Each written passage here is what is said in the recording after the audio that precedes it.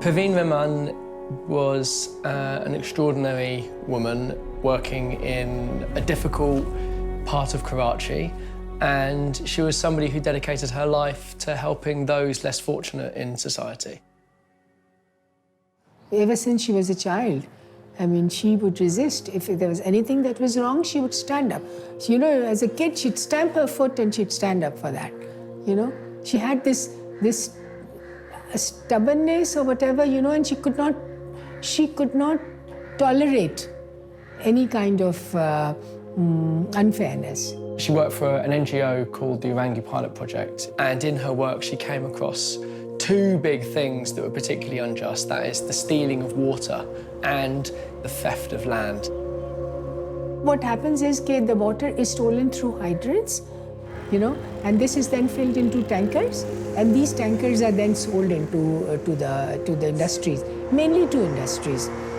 So that results in the water shortages in the poor areas. So the poorer areas then have to buy water, which is rightfully their own. They have to buy the water.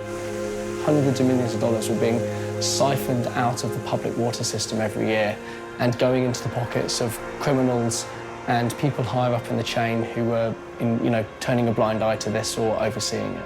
In the poorer neighbourhoods, people are only getting water sometimes once every 20 days. And the price they're paying for it is staggering.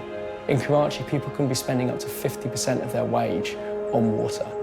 Through meticulous recording and documentation of how water was being stolen and who was stealing it, they were able to bring out a report quantifying it, that this is what is supplied, this goes into the pipes of the citizens, and this is what does not, and this goes into the tanker.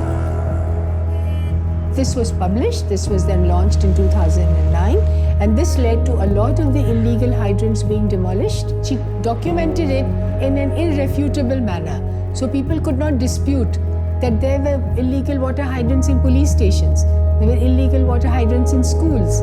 She was trampling on very, very powerful toes by doing all this. One day after leaving her office, about 6 o'clock, a motorbike pulled up alongside of her car and fired 4 bullets into it, and Perween sadly was killed.